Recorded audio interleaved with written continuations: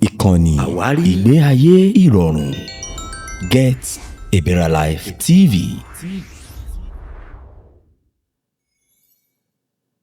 Welcome back to Get a Better Life TV. We are now on the 8th episode of our series, The Fabric of a People, Yoruba Culture and Tradition. In our last episode, we watched the Alaga command the room with her wit and wisdom. But as the negotiation reaches its peak, something very important happens. The groom's family presents a collection of items that signify their commitment to the bride and her family. Today, we are discussing Eru Iyawo, the traditional engagement gifts. Ìkànnì ìgbé ayé ìrọ̀rùn Get a Better Life TV. There is a major misconception in the Western world and even among some younger Africans that the dowry is a price paid to buy a wife. On Get a Better Life TV, we are here to set the record straight.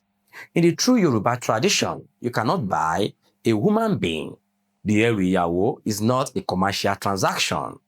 It is a symbolic spiritual language. It is a set of physical evidence that the groom is ready to nourish, protect, and cherish his bride according to the laws of nature and our ancestors. What is the Eru Iyawo? When the groom's family arrives, they bring several decorated boxes and baskets. Each item inside has a spiritual and social meaning rooted deep in our heritage. We do not use the holy books or wedding rings of the West here. We use the elements of the earth that carry a share. Let's look at the evidence of the items. 1. Obi Abata, Kola Nut. This is the most essential item. It is used to push away evil and bring good fortune. With its 4 valves, it symbolizes the 4 directions of the world and is a sign of welcome, hospitality, and communication with the divine. Then 2. Orogbo Bitakola. As we mentioned in the naming ceremony, the Orogbo tree lives for a very long time. In a marriage, it symbolizes a wish for the couple to grow old together. It is the evidence of longevity, ensuring the union does not break. Then 3. Oyin, honey. This represents the sweetness of life. It is a physical prayer that the marriage will be free from bitterness and that the couple's words to one another will always be sweet. Then 4. Atare, alligator pepper. Because of its many internal seeds, it symbolizes fertility and the blessings of a flourishing lineage. It represents the spiritual spark of the home. Then 5. Iyo, salt. Salt is a preservative. By bringing salt, the groom is vowing to preserve the dignity of his wife and to ensure their love never loses its flavor or source. Then 6. Epo Pupa, palm oil. This is used to calm the waters. It signifies that the groom will bring peace to the household and that any friction or heat in the marriage will be suited by his character. Then 7. Ishu, yam, the king of crops. This represents the basic necessity and the groom's ability to provide. It is the evidence of strength and provision. 8. Oti, traditional schnapps or wine used for libations to inform the ancestors of the union and to seal the prayers offered during the ceremony. One of the most beautiful parts of the Eru Iyawo is the Owo Iya, mother's money, and Owo Baba, father's money. In a true traditional setting, The amount requested is purely symbolic, often just a few coins or small amounts that has been pre-negotiated to show respect. The evidence of our culture's wisdom is found in what happens next.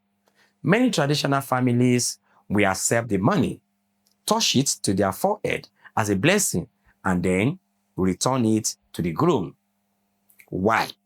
Because they want to show that their daughter is not a commodity. They are giving her away as a gift of love and lineage. They are saying, our daughter is priceless. Keep your money and use it to take care of her.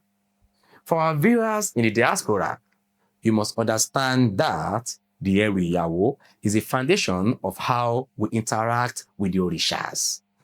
When we make offerings at the shrine, we are essentially performing a version of these engagements. When we bring honey for Oshun or palm oil for Shango, we are showing our commitment to the Orisha. These are not bribes. They are symbols of our devotion and our readiness to maintain a relationship with the divine. Just as the groom proves his worthiness to the bride's family, the practitioner proves their character to the heavens through these symbolic gifts. Part of the Eru Iyawo include high-quality textiles, especially ashoke. This is the evidence of status. By providing these beautiful hand-woven cloths, the groom ensures that his bride will walk into a new home clothed in the history and dignity of our people. It is a way of saying, I will clothe you in honor and protect your beauty. Why this matter to you today? In our modern world, where everything is fast and disposable, we often forget that deep commitments require tangible effort and spiritual alignment. The Eru Iyawo teaches us that love is a responsibility. It requires us to bring our best, our sweetness, honey, our preservation, salt, and our peace, palm oil to the table every single day. If you are planning a life with someone, ask yourself, what am I bringing to this union spiritually? Am I bringing the stability of the yam or chaos of an empty hand?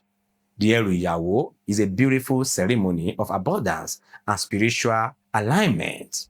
It reminds the couple that they are starting their life with the blessing of the earth and the approval of their ancestors. It is the physical proof of a spiritual vow. In our next episode, we are going to look at one of the most unique and fascinating parts of Yoruba biological and spiritual heritage. We are going to discuss the mystery of Ibeji, why the Yoruba have the highest twin rates in the world, and how these special children are treated as orishas on earth. Thank you for watching Get a Better Life TV. Value your traditions, honor your roots, and your life will be rich indeed. I will see you in the next video. Bye for now.